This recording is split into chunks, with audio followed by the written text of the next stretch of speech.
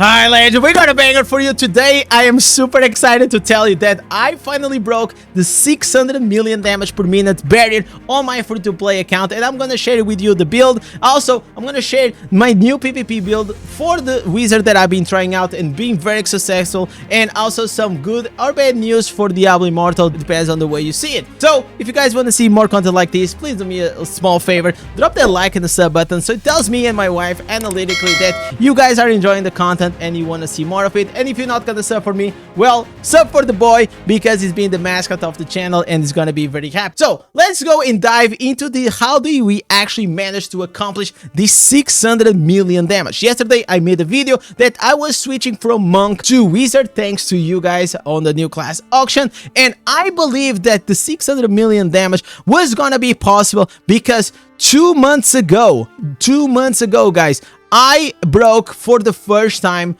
the barrier of the 540 million damage. And even if this free-to-play account, 2 months in Diablo Immortal, it is still a lot. We have like some very nice new gems, and my setup and my stats and even my reforgers, even I have a familiar pet that I also show, me managed to probably or possibly be able to break the 600 million damage. So whenever I broke for the first time the 500 million damage, I was so excited, but we did not finish there. So after 2 hours on the live stream together with the chat, after many mid-max trying to see what was the best gems, what was not, what was like the best green set items and all this stuff, we brainstormed together and we were finally be able to get a run that got us over the 600 million damage per minute. Look at this. Nova is like at 2 with 2. I was struggling so hard with something, guys. This is what I was saying, that the Lightning Nova, sometimes it was not registering. Doesn't matter how hard I was pressing or how fast I was pressing, it just felt that it was not coming out. But this is the highest sustained damage that I ever seen on any class ever on my account. Over 10 million damage per second. Over 10 million damage per second. That's absolutely nuts. So after 2 hours of trying, this happened, guys.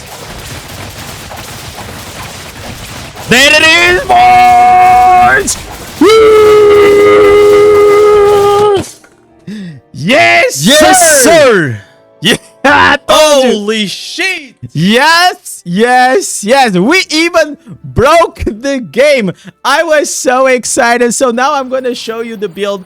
I'm gonna do a full guide whenever I try to break the limits of my account, and because I still believe that maybe there's a few things that we can still adjust or improve, but pretty much the build, it is this one. It is the more unlimited powered version 4, which is you know, one of his expertise like this build, and we try it out.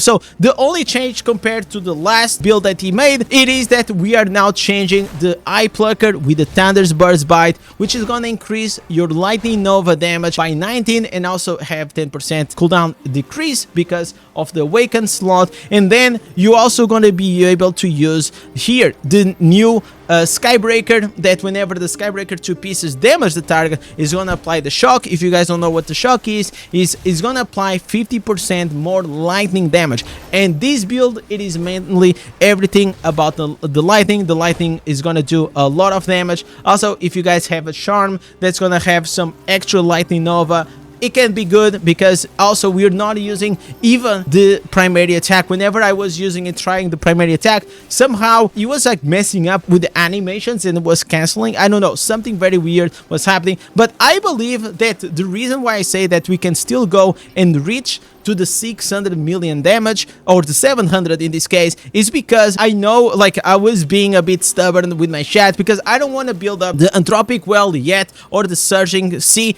but I think, and I got so excited because I broke the 600 million, so maybe I'm actually gonna go and try to build the Anthropic Well and the new Surging Sea that I don't have. They are quite cheap to actually build because they are 2 1-stars that I feel like, because I'm making these changes, they probably gonna take me to the 700 million damage. And I am also planning to go and tested out here the new green set items. Some people have sent me a few suggestions to try, so if you want to come by the live stream, come, because I think it's gonna be very fun. Now let's go into the PvP. Man, I forgot how fun it is to play Wizard. Wizard, it is the most fun class to play in the battleground, especially whenever you reach to a certain level of skill. I believe that in the future we may see like something happen, but look at this. I'm in a 3v1 and I am still gonna be able to go and thanks like to these new pants, these new fire pants, because in the past, or the meta in Europe is everyone uses like these knockup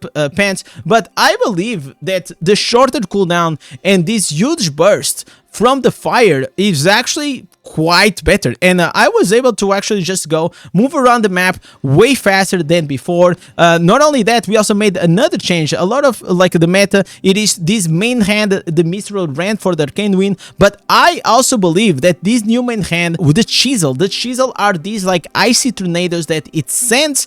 Not only whenever it hits the target is gonna chill them, and if they are already chill, they actually gonna become frozen. And I feel like that was so good for me to kite people around. So you're running in one direction and you're sending your chisels, you know, to the back.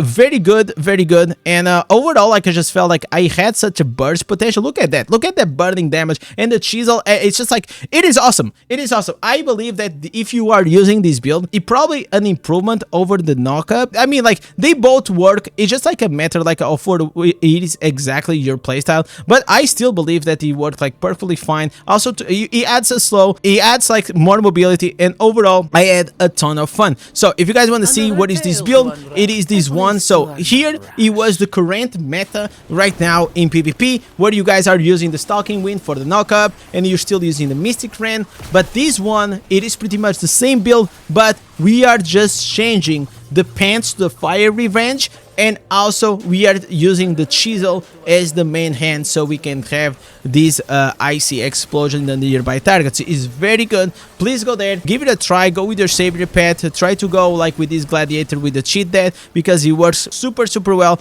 We are using the 4 pieces glooms and 2 pieces V2s and 2 pieces skybreaker, I am pretty sure. So yeah, 2 pieces skybreaker, 2 pieces V2s and 4 pieces glooms is working fantastic. Like the trifling people, it's quite broken because it's gonna trigger like this shock whenever the lightning nova hits a shot enemy, is gonna create another lightning nova, and they create like this huge chain. Super fun to play. And now, more of good news or bad news, depending on the way you see it, is that we have Rod Ferguson. This has been the director for the Diablo franchise, and he have announced that after 5 years he is actually stepping down from Blizzard Microsoft. And right now we actually don't know if you know, it is gonna be a good decision or not. Especially in Diablo 4, it feels like it is a game that it feels like pretty lost, but some big content creators have said for Diablo 4 that the game for the next year, it looks like it is gonna be on a good track, that is changing and going and fixing the majority of the problems. But well, I still think that maybe there is a long way to run.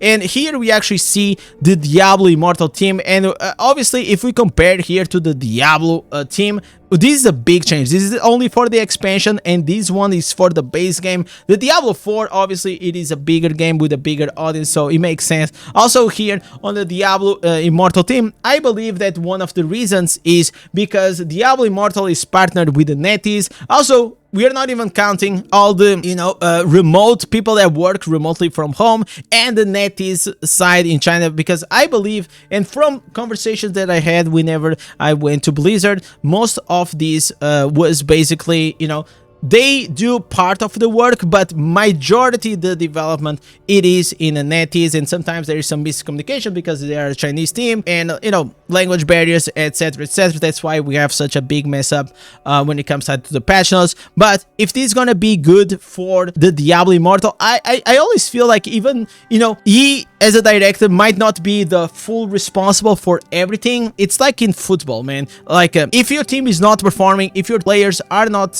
performing, at the end, the one that's gonna be fired is most likely gonna be the coach, because the coach, it is the one responsible for everything. And that's what I think it happened with Rob. Maybe like Microsoft laid him off. We don't know, maybe he's taking a new challenge, maybe he's gonna be working for Riot Games on a new ARPG they are developing. We don't know, because Riot in the past actually got like the game director also from Diablo 4, and I feel like the Diablo 4 team, it has been suffering over the years these like tremendous losses of people that, you know, they have a vision for the game and they are trying to make it better, but then, you know, or they get tired of the bureaucracy, or they are not aligned with the vision of the game, and then they're probably gonna leave, or eventually they may even get fired. So we don't know. Regardless, well, what do you guys think about all these things? I am super excited to play with the Wizard. Are you guys playing Wizard or not? I'd love to know. So don't forget, as always, be a legend, drop that like, the subscribe button, and above all, type cheese in the comments and go watch the next video. Peace!